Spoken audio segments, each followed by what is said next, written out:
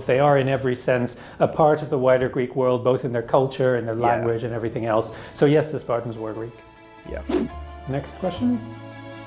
Were the Spartans a professional army? Okay, so I've been wrong in the past, and I did repeat this, but I was wrong. And I'm sure he's going to say this now, but it's incorrect to call them professional, because even when I said professional soldiers, I shouldn't have used the term professional, because when you say professional in this period, then you're specifically comparing them to the Romans. And when you do that, then no, they were not professional. Let's see how the expert, though, because I'm sure he'll do a much better job than me.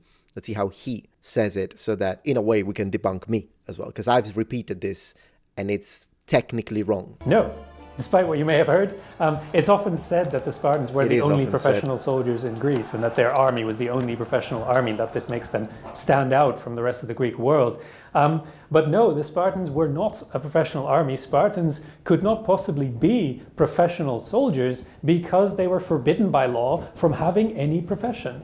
This was a very important part of Spartan life. Every single Spartiate citizen was a leisure class citizen who they owned land. Lived off the proceeds of the land that they owned without having to work for it. They had a Helot underclass, they had enslaved people to do the work for them, which allowed them to live the life of leisured gentlemen. If they couldn't afford that life, they were kicked out of the citizen body.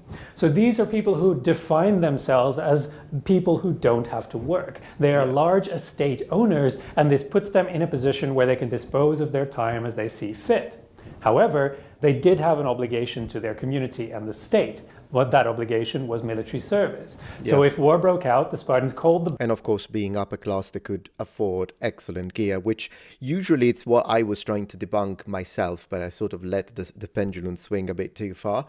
When I was mentioning, well, these people would have been professional, I only meant to say that they would have been proficient. That's the word I should have used. And also, it annoys me that in movies such as 300, even though that's based on a comic and it's not a historical documentary, but still we see these bodybuilders who are naked, whereby no, they could have, because they were rich, they could have afforded excellent gear and been well armored. With that being said, I was wrong using the word professional, and I'm glad that now we are taking this opportunity to debunk me and let the expert, who is competent for a change, actually say the way it is. That's the most important thing. Always find out the truth. Ban, as they called it. They brought in the militia, and then the army marched out. This is the same as the way it works in all the other Greek states. All the other Greek states, so the Spartans didn't have an army. They had a militia of leisure class citizens who only served in times of war, and as soon as war was over, the army came home and was promptly disbanded. There is no Spartan army in peacetime. There is no professional Spartan army.